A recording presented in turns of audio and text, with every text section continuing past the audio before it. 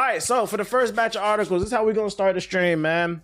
If you are a PS4 ninja, put your fingers in your ears, don't listen, or hands over the ears, la la la la la, because I know you don't want to hear this.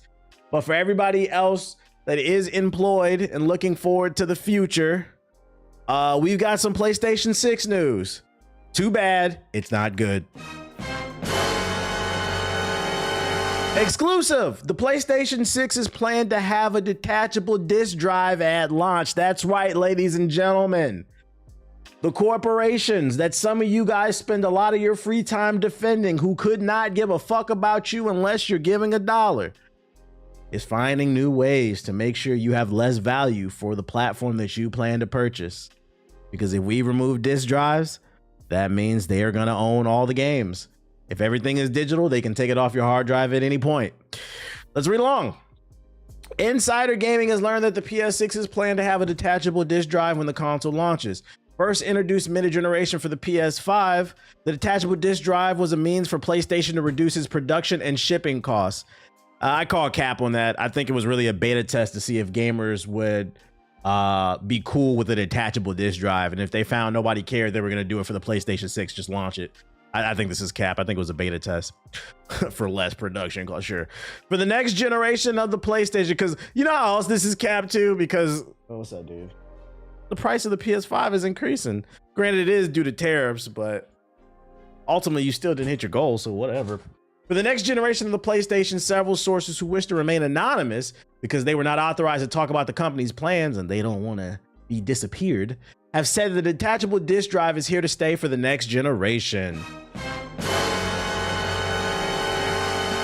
Identical to the PS5 and its detachable disk drive, customers will be able to buy the console individually as a digital console, bundled with the PlayStation 6 as a traditional console, or upgrade later by purchasing the detachable disk drive separately.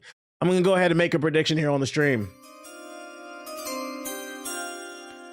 Now we know the PlayStation 6 will launch with 3 different versions: digital only, a bundle with the disc drive, you know, the thing that used to come with the fucking console, and then a discless one where you can buy it later. I predict that they will try to sell this version with the disc drive that comes in it as a bundle, and it'll cost like $50 more. The disc drive, I believe, for the PS5 Pro is $80.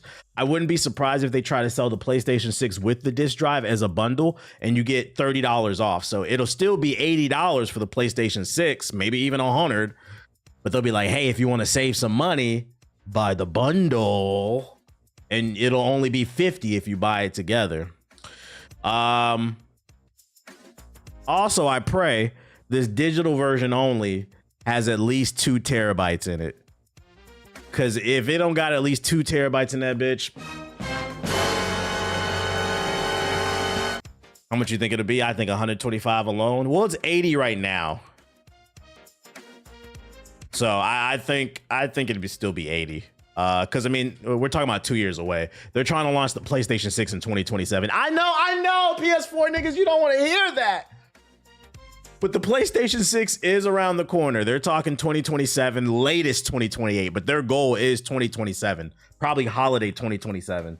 So since that's only like a year and a half away, because we are 6 months into 2025, I don't see the price significantly increasing unless tariffs fuck with it. Like, we still are dealing with this bullshit known as tariffs, and it might not even drastically increase the price, but PlayStation, because here's another problem with tariffs too that a lot of y'all don't understand, and that's why politics are important. Tariffs do affect the price of things, but unfortunately what corporations do is they take advantage of that as well, right? You know, a tariff is supposed to increase the price by 20-30% depending on what it is, but what the corporation will do is fuck around and increase the price by 50, 60, 70, 80%, and then be like, oh, we had to do it because it's the tariffs. No, they're hiding behind the tariff to charge you more because most of you are too stupid to know any better.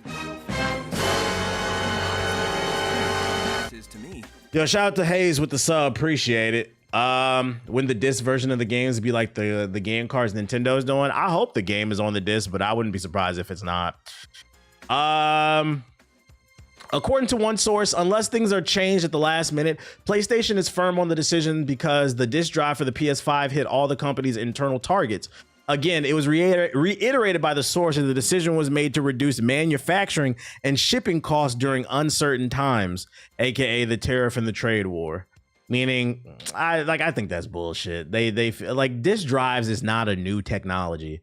If a disk drive was to come in the PlayStation 6, it would still be a Blu-ray disk drive because there hasn't been some new disk technology invented since the Blu-ray.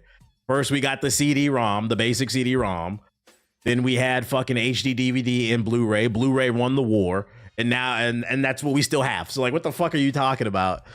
It's an old technology. Anyways, those uncertain times have seemingly influenced PlayStation's decision on the look of the next PlayStation 2, as rumblings suggested this time around the PS6 will have a much simpler design than its predecessor, again to maximize efficiency, shipping space, weight, and so on. Even as late as this month, we can expect PlayStation to introduce a new PS5 Slim revision to the market, which will launch with an 825 gigabyte hard drive instead of the standard 1 terabyte. We talked about that last stream. That's what I did for my clients. I raised prices by 30-40% and blamed high gas prices. Are you talking about finessing people? Yo, chill. Fucking chill, dude. So that's the news. I hope by simpler design, they mean for PlayStation 6. I hope they mean they get it right when it comes to turning on. Because since the PS4, I don't know what it is with PlayStation, but that bitch don't be working just for no fucking reason, bro. And the worst part is, this happened on the PS4 for me, and it's happening on the PS5 and the PS5 Pro. Fucking, it'll be, I'll turn the PS5 off, right? Then I won't play it for like 2 weeks. And then I try to turn it on, and the bitch just won't show up on the screen. And then after about 10 times of restarting my PS5, and this happened on the 4 as well, then it finally pops up and it says you unplugged the platform while it was still on. Make sure not to do that because it can harm. I didn't unplug my PlayStation. This shit just don't be working. Yeah, the HDMI issue. That's one thing I will give to Xbox. You press the power button, that bitch turns on. I don't know what the fuck is the issue with PlayStation, man. Sounds like a bad HDMI. It's not. I got a closet full of HDMI cables. I be switching them bitches out. It's the fucking PlayStation. Get it together. Figure if you're talking about simpler design. I also hope it's not big as shit too. I hope it's actually small, but who knows? Closet is crazy work. Yeah, I don't be throwing away cables and stuff like that I get with tech. I keep it because you never know when you're gonna need an extra USB-C, HDMI cable, whatever. I go into the tech closet. My girlfriend make fun of me because I got a tech closet just full of shit. But it ain't funny when she needs something. When she spilled coffee all over her fucking keyboard and I had 4 keyboards in that bitch because companies be giving me free shit. Well, it's not funny now when you do mouse and keyboards. Absolutely, I don't throw shit away. Them cables you be getting like in products and stuff, if I don't need the HDMI, I just throw it in the closet because I might need it one day when my HDMI break down. It's not the HDMI because it happened to me on the 4 and the 5. Yeah, it's a tech issue, period. Yeah, I got a nerd closet. Absolutely. That's how my original PlayStation 5 bricked. I put it in rest mode, tried to turn it on, it was done. It just stops working. It's a waste until you need a replacement. Ding, ding, ding, ding, ding. So don't throw away your tech. You never know. Let me find out y'all just throwing away cables and shit like that, bro. You don't put that shit in a Ziploc bag and so it don't get dust on it or in it and then throw it in the closet. You just never know you're gonna need a replacement cable. What microphone do I use? I use an SMB Shure 7. SMB7. Sure, SMB7. Next bit of news I got for you. Former Bethesda executive says gaming subscription services are worth jack shit without proper support from game developers. AKA shots at the Game Pass. And to that I will say, before I even read this article and get more context, just off this headline alone, to be fair, aren't games as a whole worth jack shit if it doesn't get proper support from game developers? I don't understand. Like, what?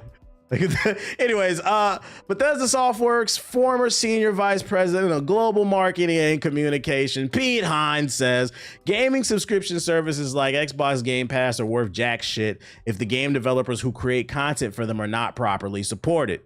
The ex-Bethesda figurehead, who announced his retirement in 2023 after 24 years with the company, opened up about the state of the gaming industry during an interview with whatever this is. In addition to touching on early days of the company behind Fallout and The Elder Scrolls, Hines spoke about what he feels the future of services like Game Pass look like. Shout out to Slim Reaper with the sub. Shout out to Ratlanta. He admits his retirement from Microsoft-owned Bethesda means his view on the matter may not be up to date. However, Hines says he witnessed what he considered to be some short-sighted decision-making several years ago that now appears to be bearing out the way I said. Subscriptions have become the new four-letter word, right? You can't buy a product anymore, Hines said. Yeah, you can. You can't buy the product. It is harder to find the physical products, though, I will say that much. When you talk about a subscription that relies on content, if you don't figure out how to balance the needs of the service and the people running the service with the people who are providing the content, with your subscription is worth jack shit, then you have a real problem.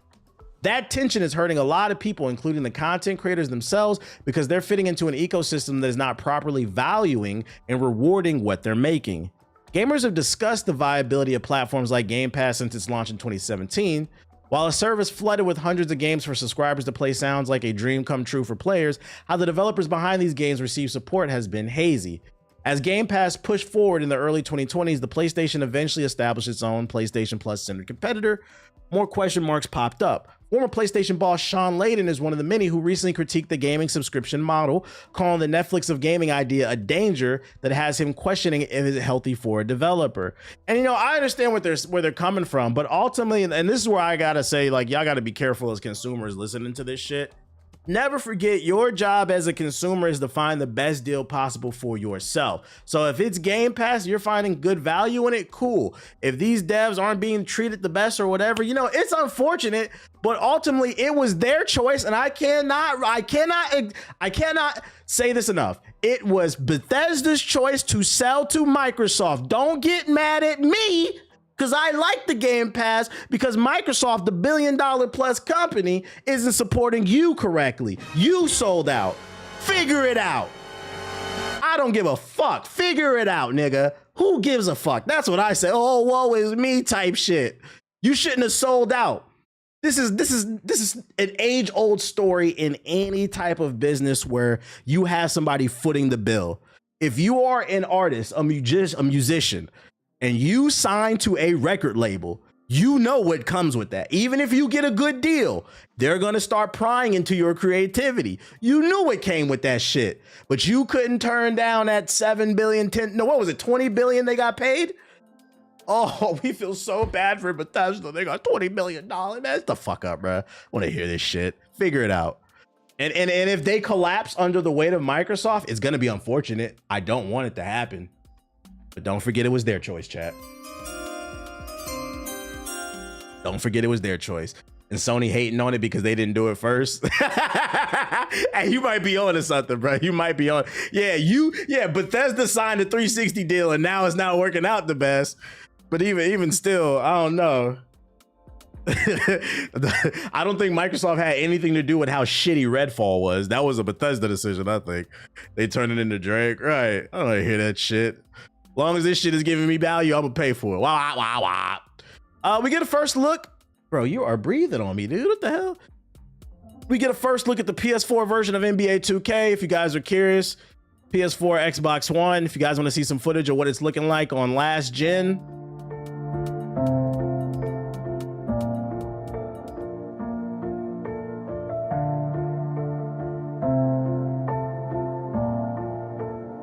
I love the music. I love the sad music. This has to be Cap. No, this is really the PS4 version. I looked it up on YouTube. This is really what it looked like. Nobody's in the city playing, bruh. If you go into the ante-up, which for those who don't play 2K, ante-up is where you get to basically gamble. So like you can play for money. So like they have courts for 10,000 VC, 5,000, 2,000, and whoever wins gets to keep the VC. If you are playing ante-up on last gen, you need to buy, you have money for a PS5. And this is what I'm talking about, bro. This motherfucker ran to the ante-up camp court to gamble. You have money for a PS5. You just don't know it because you keep buying fucking microtransactions. Oh no, nobody's on the servers. No. This motherfucker bought almost 200,000 VC for the PS4 version of fucking 2K. He about to upgrade that player and he ain't got nobody to play with. This is insane behavior, bruh. Thanos snapped his fingers. That's why it's empty. and just nobody's on that shit. Damn, man. It doesn't carry over? No. I think people would be less. I think if VC carried over, like if you had your account, like your VC that you didn't spend from last year carries over to the next year, I think people would be less mean to 2K, but they're so greedy. No, it doesn't carry over. He bought that shit. I just watched this today. So yeah, if you're playing on PS4, you're playing on Xbox One, you're trying to, get into 2K. That's what you have to look forward to. A brown shirt and nobody to play with. This has got to be studied. It's got to be studied, man. It's got to be studied. What does the PS4 2K player mic sound like, TBH? Oh, I got you. What's up, everybody who's trying to get in the PS4? Hey, man, why can't we get the Discord on PS4? Is my PS4 not powerful enough to fucking do Discord? That shit lame, bro, because honestly, I feel like my 13-year-old console, yes, my 13-year-old console that's about to start middle school, 8th grade, I think it can run Discord, but, like, I don't really know a lot about computers. Anyways, Nintendo news. Nintendo only creates a new IP when gameplay doesn't fit existing franchises, former developer says. The more things change, the more they stay the same. And for Nintendo, the company still relies on its legacy IP when it starts to develop new games. While we've seen multiple studios and publishers launch new brands over the years, Nintendo has largely stuck to the classics for its new release, and it often doesn't see a reason to build a new IP. Why? According to a former developer, gameplay comes first, and the wrapper is chosen based on which fits the project best, which makes sense because from my understanding, Super Smash Bros. Was originally a new IP.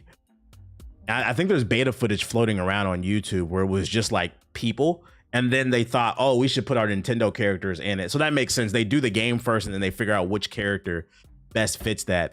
I guess the only problem with that is I think it stifles innovation, and I think Nintendo is going to have a problem pretty soon because, and I'm not wishing this upon them. How old is Miyamoto? Ain't he in his 70s? I don't know how to spell his name. Yeah, he's 72. He's getting up there, bruh. Old boy passed away like 5-10 years ago too, right? The last president, I forgot his name. Was it Iwata? The Nintendo legends are up there, man. I don't know what's the next generation to lead Nintendo, and yeah, Iwata. I don't know who's the next generation of people in Nintendo to lead and create new. Like I'd argue this is the perfect time to introduce new IPs to Nintendo because it's a lot of kids out here that are getting into gaming that don't have an affinity towards Mario. You got Gen Alpha coming up, and like the younger Gen Z, they don't have an affinity towards Zelda. Some people think it's corny, to be honest. So this is the perfect time, I think, to introduce new IPs. That's the only issue. I think it's a good design philosophy. I just don't want to see them get too caught up in it. New franchises haven't come out simply because there's no need to make them. Former Nintendo software developer Ken Wadabe said to Bloomberg, when Nintendo wants to do something new, it's basically about the gameplay mechanics first, about creating a new way to play. As for the skin or the wrapper, they don't really fuss over it. They just pick whatever fits that new gameplay best. Nintendo will then find the right franchise that fits with the new gameplay mechanics that is developed, but in the rare instance that it can't, the company will consider making a new IP, which is very rare because we don't get that very often. One of its newest properties technically is Splatoon, which first launched in 2015 for the Wii U. While Nintendo attempted, the last new IP from Nintendo was on the fucking Wii U, Jesus Christ. While Nintendo attempted to use familiar faces in the third-person shooter game, it simply didn't work out, and the company decided to create a cast of inklings to carry the series forward and better communicate the ideas of the games to the people. From Software's Dust Bloods from to put Nintendo on his back, type shit. I'm not mad at that design philosophy. I think they just a little too stuck in their ways, because like another example I can give is like, remember what's that Peach game that came out last year? Peach, I cannot type. Game for Peach Showtime. Yeah, Peach Showtime. Yeah, I remember this came out last year in 2024, and this game was just like a bunch of different mechanics. Like, why was Princess Peach the star of this? I don't understand why was she doing kung fu? Like, why couldn't this be a different game and like a swordsman and shit? I don't remember this game. Yeah, this game kind of just came out and didn't really do anything. And I think that's why it felt kind of weird that they put her in this situation. This could have been a new IP that might have generated more hype I deadass forgot about it. Yeah, it was like a 7 out of 10. It got decent reviews. Are you gonna check out Dragon Ball Genshin Squadra? I believe it drops tonight. You talking about that MOBA? Nigga, what is it? 2014? What do you mean they got the wheelchair game? I mean, technically that is a new IP. That's one of those things though. Who asked for that? The wheelchair game. Like, chill out, bro. We don't play MOBAs, bro. The fuck is 2013? Yeah, I'm gonna boot up Smite too while I'm at it. So yeah, that's, if you're wondering why we don't get a lot of Nintendo IPs, it's because they focus on gameplay first and then they just add one of their known IPs to it. But I wish they would get away from that and just put out more. Like, can we get like one new character once every 5 years at least? Like, you know, I don't feel like that's too much to ask Nintendo. This is gonna get a point, I feel like, where people are gonna get tired of this shit. Nintendo is holding Switch 2 dev kits from free-to-play developers, says CEO. The accusations against the Nintendo Switch are mounting. First news came out that Elden Ring ran like dog shit. Then news came out Borderlands 4 ran like dog shit. Then news came out from some anonymous developers who said they are struggling to get Switch 2 dev kits, so they want to put their game on the platform, but they can't because Nintendo's not handing them out. And now we're getting another report corroborating what some other developers are saying. Nintendo is holding back Switch 2 dev kits from free-to-play developers. That is, at least according to Stryker CEO Eugene Nashloff. During a briefing with the media attended by Football Gaming Zone on Monday, Nashloff was asked about the studio's free-to-play soccer title UFL coming to the Nintendo Switch 2. That question was met with an answer that seemed to place blame on Nintendo for it not being further along. The Switch 2 version is not yet in development, but it will be. As of right now, Nintendo is not very much actively giving development kits to free-to-play developers. That's a global trend, and we're part of that. Once we have our hands on the new device and we start working with it, then most likely, yes. Earlier this year, he also said the studio had been placed in order for dev kits, but as of now, those kits still haven't been sent out. It's not just strikers and free-to-play studios without them either. The word going around at Gamescom was that many studios, including some major ones, still didn't have them, and Nintendo was pushing releasing on the original Switch with backwards compatibility for the new system. Is Nintendo being developer elitist? That might be a good thing for quality control. Yeah, but I think right now, with the Switch 2 just coming out, I think they just need games, period. It's kind of hard to justify buying a Switch 2, Matt, to the point where I'm seeing people saying that Sonic racing game is about to kill Mario Kart World. I never would have thought in my 35 years on Earth I seen people switch on Mario Kart, but people are not really fucking with that Mario Kart World, bro. So the only game right now on the Switch worth getting is Donkey Kong. People are calling that the Mario Kart killer. I've seen that sentiment on social media. So like, I'd argue right now they just need a reason to get people into the Switch, because right now I don't see a reason to buy the Switch 2 until that Dust Bloods game comes out. When Dust Bloods comes out, then I'll get that in Donkey Kong. But I'm not buying a platform for one game, especially with one game where the frame rate be dropping on that damn Donkey Kong or whatever. Yeah, where's Diddy Kong Racing 2? Apparently the last update ruined Mario Kart. What's wrong with it? What'd it do? Pokemon's a Switch 1 game. They just porting it to the Switch 2, but that's a Switch 1 game, man. I think a lot of families just buy Switch 1 games on the Switch 2. I'm not buying fucking Switch 2 for Pokemon. I don't even know if I like it because they changed up the formula. I gotta wait for the reviews and shit. This is interesting though. So if you're wondering why we haven't really seen too many other games being announced for the Switch 2, it just seems like it's hard to get a dev kit. Not for the Zai. Nah, I'm not really tripping off the Zai right now. Other news. Yeah, it's time for a Star Fox game. I don't know why they be switching up on Nintendo switch up on the Star Fox. What the fuck is that? Amazon's God of War TV series will finally start filming early next year, new report claims. Amazon's God of War TV series will commence filming in March of 2026, so right around the corner. That's according to Nexus Point News, which reports that the filming of the series, which will follow Kratos' dangerous journey with his estranged son to fulfill his wife's dying wishes and spread her ashes from the highest peak, is finally slated to kick off in Vancouver, Canada next March. Sources told the site that casting for the show is currently underway. I thought they would have had a Kratos and already picked. If you're supposed to film March of 2026, That sounds to me like they about to hire the actors and they're gonna build the plane and fly that bitch immediately. They're not even gonna test the plane. There's no time for anybody to build any type of chemistry with one another. I don't know about that. You asked them to switch up the formula in Pokemon, did you not? Yeah, and I'm still wait for the reviews. I'm not gonna buy it day one. I'm gonna wait to see what's the general consensus on it. I'm not saying I wouldn't play it. I still gonna see. That's why I'm interested in it, but I'm not gonna buy it day one. They should get wings to play Kratos. Yeah, 600. Amazon initially announced this God of War adaptation back in December of 2022 series. Just yap. So I mean, if you're filming March 2026, I wouldn't expect the show to come out until probably top of 2027, earliest late 2026. It depends on how the shoots go, because there could be reshoots. It could be a smooth process where they get everything done in one shot, you know. I doubt that, but I think probably 2027 this is probably going to come out if you're looking forward to it. But it's coming. It's coming. You know, they cast in The Rock. Yeah, I'm not watching it. If they announce The Rock as Kratos, I'm not watching this shit, bro. I know that shit's going to be ass. Interesting news. Steven Spielberg, world-renowned movie director, reportedly wanted to direct the Call of Duty movie. In case you didn't know, Activision has officially given Paramount the green light to produce a live-action adaptation of COD. While that in itself might be exciting news for franchise fans, did you know that there was a possibility at one point that the legendary Steven Spielberg would be the one to direct it? This isn't something that suits at Activision were pushing for either, as Spielberg himself is a fan of the Call of Duty franchise. Let me find out. Spielberg is a gamer.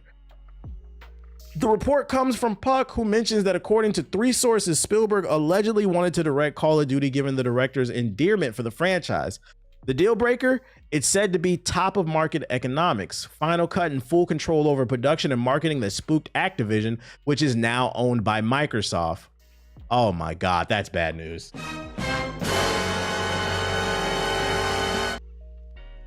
Call of Duty, the game that's been just blah for the last 10 years, had an opportunity to get one of the greatest directors of all time. We're talking Jaws, Jurassic Park. Fucking, didn't he did Saving Private Ryan, right?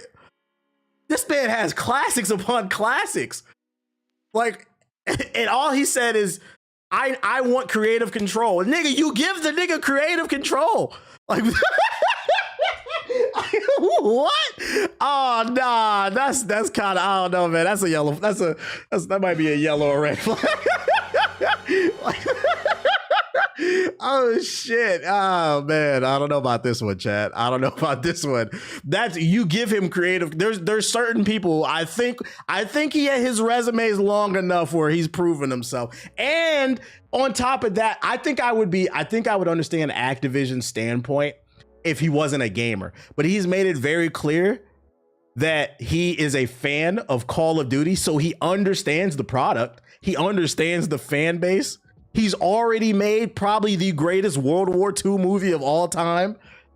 So you know he can bring that Call of Duty to the film. This might be an L, chat. So now we're gonna have to keep an eye on who is gonna be the director, bro. Like, we're gonna have to keep an eye. This is a crazy fumble, bro. Unless they get somebody cool. Unless they get somebody cool. But I'm gonna tell you right now, man. If they come out and they be like James Cameron's fucking Call of Duty, or what's the nigga, Michael Bay Call of Duty. The action might be good, but the story won't be if it's Michael Bay. No, thank you, bro. No, thank you. Shit, they come out with fucking Ryan Coogler's Call of Duty. That might be cool. We can get a movie on the Harlem Hellfighters. But then it might sell bad because then there's a bunch of niggas in there. You know, people are racist, unfortunately. Zack Snyder's Call of Duty, bro. You'd have to pay me to watch that fucking movie, man. I wouldn't watch that shit. Like, that's fucking funny how he did make Saving Private Ryan. He also made Band of Brothers too. I didn't know he directed Band of Brothers. Indiana Jones. Like, this dude's resume is crazy. Boo. Jordan Peele's Call of Duty. That should just be a weird. Well, you know, no, actually, Jordan Peele Call of Duty could work. Jordan Peele Call of Duty could work if they did Black Ops. Because Black Ops is a mind fuck, and that's what Jordan Peele likes to do. That actually could work. That could work. That could work. Yeah, I was trying to be funny. But that could work. That's the first match. Tyler Perry's Call of Duty.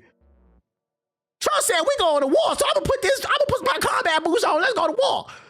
Oh my God, you'd have to pay me to watch that shit.